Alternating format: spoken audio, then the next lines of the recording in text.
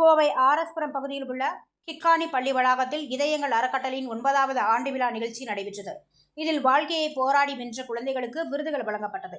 Type 1 சர்க்கரை நோயை கட்டுக்குள் கொண்டுவர தொடர்ந்து களப்பணியாற்றி வரும் இதயங்கள் அறக்கட்டளையின் 9வது ஆண்டு விழா கோவை ஆர்எஸ்புரம் பகுதியில் உள்ள கிக்கானி பள்ளியில் நடைபெற்றது. இந்த நிகழ்வில் அறக்கட்டளையின் நிறுவனர் டாக்டர் கிருஷ்ணன் சுவாமிநாதன் கலந்து கொண்டு அனைவரது மத்தியிலும் கூறியதாவது, கடந்த 9 ஆண்டுகளாக மேற்கொள்ளப்பட்ட மருத்துவ சேவைகள், அரசுடன் இணைந்து செயல்படுத்தப்படும் திட்டங்கள் மற்றும் எதிர்காலத்தில் அறிமுகப்படுத்தப்பட உள்ள புதிய மருத்துவ தொழில்நுட்பங்கள் குறித்து விரிவாக எடுத்துரைத்தார். மேலும் டைப் 1 சர்க்கரை நோயால் உயிரிழந்த அபாயத்தில் இருந்த குழந்தைகளை கூட சரியான மற்றும் நேர்மையான சிகிச்சையால் இன்று பள்ளி மற்றும் கல்லூரி கல்வியை தொடர்ந்து வருகின்றனர். சிலர் தன்னம்பிக்கையுடன் வேலை செய்து வருமானம் ஈட்ட ஆரம்பித்துள்ளனர்.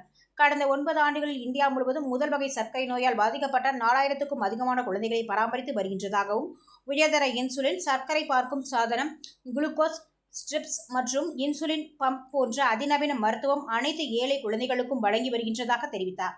மேலும் இந்த நோயை ஆரம்ப நிலையிலேயே கண்டறிந்து சிகிச்சை அளிக்கும் நோக்கில் தமிழகத்தில் 38 மாவட்டங்களில் எங்கள் சேவை தொடர்கிறதாகவும், தற்போது 10 மாவட்டங்களில் சர்க்கரை நோய் சிகிச்சை மையங்கள் செயல்படுத்தி வருகின்றதாகவும் கூறினார். வரும் ஆண்டில் மதுரை, சேலம், கரூர் உள்ளிட்ட 8 மாவட்டங்களுக்கு இந்த சேவையை விரிவுபடுத்த திட்டமிடப்பட்டுள்ளதாகவும், இந்த மையங்களில் உள்ள உயர்தர மருத்துவ கருவிகளின் உதவியால் ஒரு சொட்டு இரத்தத்திலேயே கிட்னி, தைராய்டு, இரத்த சோகை உள்ளிட்ட பல்வேறு பரிசோதனை முடிவுகளை விரைவாக அறிய முடிகிறது என கூறினார்.